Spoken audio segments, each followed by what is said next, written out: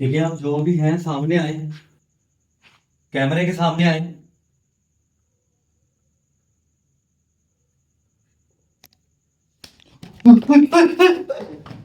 क्यों है, क्यों है? ओ क्यों है? बस इजी, इजी।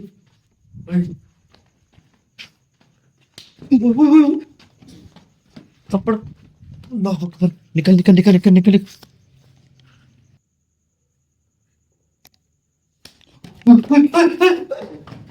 क्यों है, क्यों है? ओ क्यों है? बस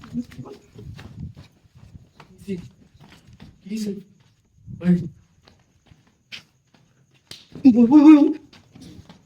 थप्पड़। अल्लाह अकबर। निकल निकल निकल निकल निकल निकल।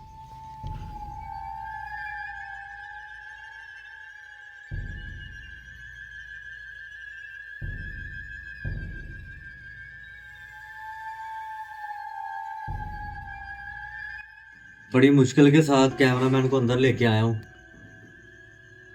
इसने मना किया मेरा नाम नहीं लेना, तो मैं इसकी बात मैंने मान ली है। लेकिन अब जो हमारे साथ सीन हुआ ना यहाँ पे, थप्पड़ पड़े हैं इसके। पढ़ने मुझे भी लगे थे, लेकिन इसने जो सही रास्ता था वो इख्तियार किया, ये बाहर को भाग आया। इसके पीछे पीछे मैं भी चला।